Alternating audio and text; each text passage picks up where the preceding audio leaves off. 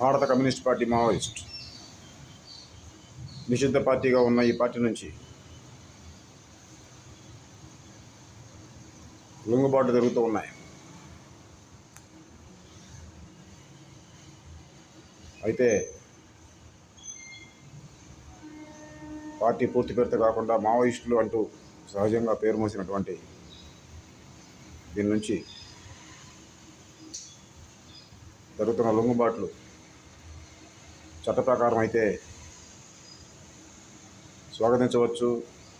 ఎందుకంటే ఈ దేశంలో పుట్టిన ఏ పౌరుడైనా చట్టాన్ని అతిక్రమించకూడదు, చట్టబద్ధంగా జీవించాలి, రాజ్యాంగబద్ధంగా జీవించాలి.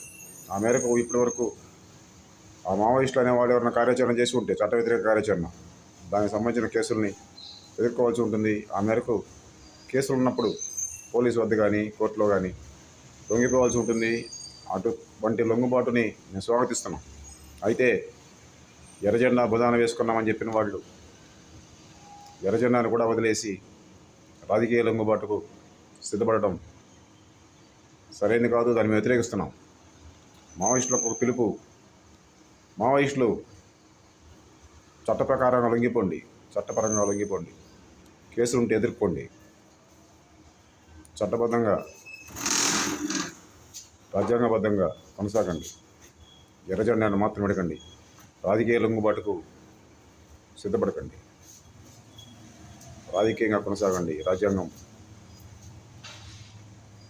చట్టం వెలుగులో కమ్యూనిస్ట్ ఇండియా వర్ధిల్లేను, కమ్యూనిస్ట్ ప్రపంచం వర్ధిల్లేను, కమ్యూనిస్ట్ విప్లవం వర్ధిల్లేను.